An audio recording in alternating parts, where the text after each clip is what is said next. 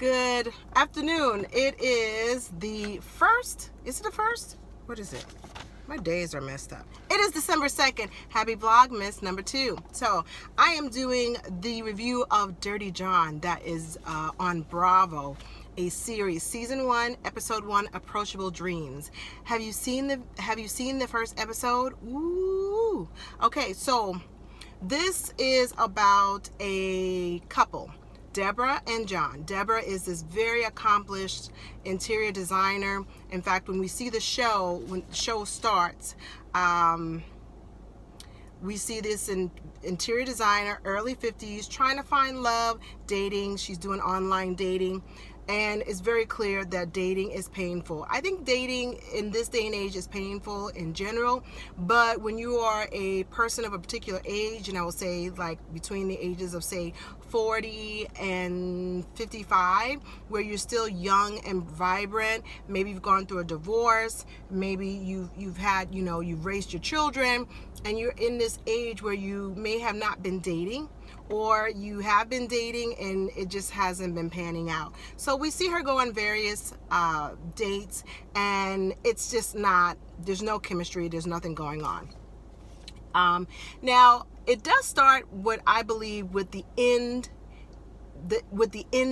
at the beginning of the show, and we see Deborah, this woman, we don't know who it is yet, but it's this woman walking in the ER and meeting with the police, and there's just like shadows of voices. Okay, so she meets this man John. She's talking to her daughter Veronica, and Veronica is over her mom dating. Veronica's in her 20s. She's over her mom's dating. We'll find out later why. She tells her daughter that she's meeting this guy John, who they've been talking offline. Well, they've been talking online, but they have not met before, and they're going to meet. So Veronica is really not feeling that, and she's like, really, you think it's a good idea that he meets you at your house? So she's like, well, he's not a stranger, we've been talking, and so he's coming over. So this man John shows up at the house, and he is not dressed like he's going out on a dinner. Now I'm just going to tell you, Deborah she has money. She drives a Maserati. This woman is very accomplished, and it shows she's got the financial trappings of someone with means, okay? And John shows up. He looks like Veronica, the daughter, asks, are you delivering a package? Because he's so dressed down. He's in a polo shirt, cargo shorts, and sneakers, white crew socks, and they're going out for dinner. He does not look like he's dressed to impress, okay? So he meets her, and he's an anesthesiologist, so he's a doctor. Okay, so they're out having dinner. The energy is there. They're having engaging conversations. They're hitting it off. They're drunk, but you can tell there's sexual chemistry there, and she brings him home. They start making out. Obviously, she's like, can I have a minute? She goes in the bathroom, in her master bathroom, and when she comes out, he's laying on her bed. Now, this is the first time they've had a face-to-face, okay? So she leaves him in the living room where they were making out. She goes in her bathroom to obviously regroup, because she doesn't want to be that girl having a one-night stand. And she comes out, and there he is laying on her bed with those street shoes, okay? And this is a woman who has beautiful things in her house. She tells him, let's go back to the living room. He's like, he's very clear that he's thinking they're going to have sex. And she's like, no, I think we should just cool it out and just enjoy each other in the living room. So he gets up, pissed off. He walks and slams the door behind him. He doesn't say goodnight. He doesn't say anything. Now, if you saw my video about the ID channel and about there being signs, and you get a gut check or you get a gut reaction about a situation, right then and there should have been the last time she met him. Okay? So check out the signs. So I was like, dang, he's acting like a 16-year-old boy that got mad because all he got to do is get the first base. He didn't really even get a chance to feel her up. And she shut it down, and he just walked out like he was a bitter schoolboy. So the next day, she's talking to her coworker, telling her coworker about what happened and all that. And the coworker's like, it happens. Don't beat yourself up on it. And then he calls her. Now, she really shouldn't have taken her call, but she really enjoyed the chemistry and she really does like him. So she hears him out. He says all the things that she probably wanted to hear. He kind of falls on a sword. He's like, I behaved badly, and dating is a drag, and he pretty much is mirroring her experience about dating. You put yourself out there, you're hoping that you're going to make a connection, and you just go through the whole process of dating. You're checking out someone's profile, you meet them, their profile doesn't match what they look like, then you find out the personality and all that, and you just going through the motions. And here I found somebody where all the things on my mental list really was in front of me, and instead of embracing it, I act like a complete jerk. And can you forgive me? That's pretty much it. By the way, I only get 15 minutes, so this is going to be a two-parter. So they end up going on a second date, and then they start talking. Now, he seems to reveal that he has children. He has an ex. She has an ex. She has 3 children, and they're on their second date. He is again not dressed. He sees her. They're going out on a date. Second impression, he doesn't dress any better. This time he takes her to the house. He doesn't go in. He says, I don't want to do a repeat of the last time. Okay. Then they go into the next scene, which is Veronica, the daughter, the oldest. I guess it's the oldest. And Deborah. They're in therapy. Veronica thinks that John is a gold digger and he's creepy. Deborah has had 4 husbands. She's been married 4 times. And so she has a bad track record. And Veronica has been a witness to that. Now, Veronica looks like she's in her mid-20s. And depending on how this has all panned out, she has probably seen a lot of boyfriends, a lot of men, not to mention the husbands, in her life. And I've always been iffy about dating. Now, I will say this. I'm not saying this with judgment, but I do have friends that I've talked to about, I don't think your child should see your dating history, and you've got to be really clear before you introduce men or women in their lives that they're going to be, a good fit or they're going to stick. Now, she's 25 years old. She needs to get over it. Mom is a young woman. She's a vibrant, beautiful woman. She wants to find love. You don't have to be there to see it. If she wants to date many and often, that's her prerogative to do it. But I can understand how, as a child, now being an adult child, and we don't know what all transpires.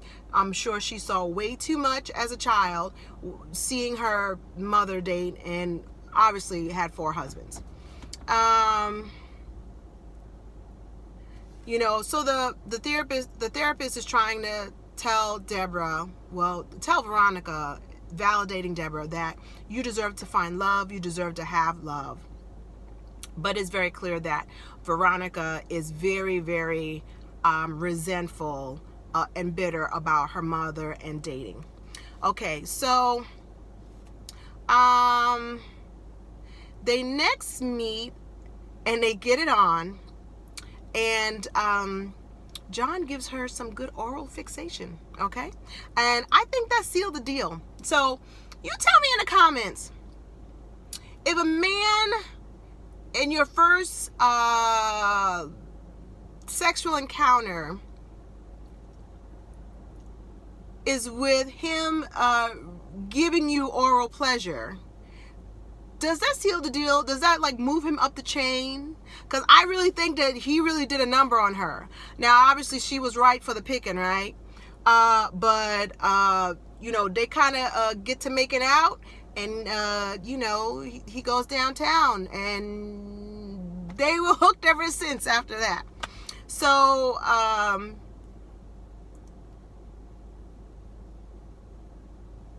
he stays overnight, and Veronica has this huge safe in her room. She's opening up the safe, and it's all these handbags.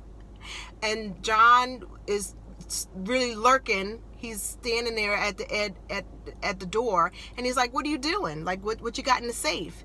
And she's like, "Nothing, creepy guy." And so she was pissed. Because one, what are you doing standing here looking in my room? And why were you here last night? So she gave her mom the business about it and was not happy. So they talk, and there is a cancer benefit, I guess, that her company is having. And so she asked him to come. So it's a cancer benefit. So more than likely, it's a high, black tie event, very fancy. There's going to be food, and you're going to need to open up your wallet. So this is what I put down. She is dressed beautifully. I mean, she's beautiful. And he shows up in scrubs. He's looking like Dr. Damon from Married to Medicine. Dr. Heavenly's wife. Dr. Damon normally doesn't show up in anything except scrubs. Like, this man he's either working or he's just chilling in his scrubs.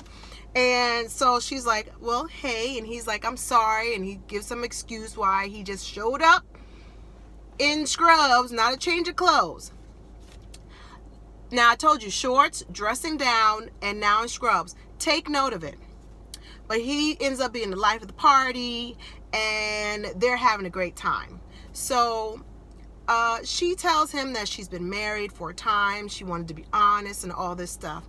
And then she says, "I just wanted to come clean, because if we're not moving forward," because she really wants a serious, long-term, monogamous, serious relationship. And she's like, "If this is going to scare you off, I just wanted to come clean and all this." So he's like, "Wow, that's so brave of you. And, well, if you can be so brave to tell me that, I guess it doesn't feel as brave as me telling you that I've fallen in love with you." So she, excuse me, they are now on this whirlwind romantic relationship. And okay, they've been on 3 dates. First date, he walked out pissed. Okay. Second date, he walked her to the door, and he was trying to be a gentleman. Okay. Third date, there was oral fixation, and then he tells her he loves her. All right. So keep note of the timeline. So John and Deborah, they're out on this beachfront property, and he's like, "Wow, I wish I could give this to you. If it wasn't for child support and tax problems, signs, I would love to give this to you." And she's like, "Well, I can make it happen." So she brokers a deal with the realtor to give the seller $84,000 down in cash, which is really less than what they're asking for. And then she would kind of pay some more payments. And then she tells her daughter, doesn't tell her daughter Veronica what's going, because Veronica and her daughter Veronica and Deborah live together. So she poses this thing to her daughter, "I just want us to really work on a relationship, and I think living together is not going to work. So I think, listen, we've got 5 months left on this lease. You stay here. I'll move somewhere else. We can continue to work on our relationship, but I just think having space will help enhance and mend our relationship." She doesn't know that her mom has bought this beachfront property so that she can have a little love nest with John, under the guise of, for her daughter, thinking that we are working on a relationship, and the better way to work on a relationship is to have space. This is why Veronica doesn't trust her mom, because she knows her mom isn't going to be forthcoming. Not that mom has any obligation, but when your children have been on this journey and now you seeing a little suspect, this is why Veronica is giving you and John the side eye. So this is part 1. I will go go on part 2 in just a second.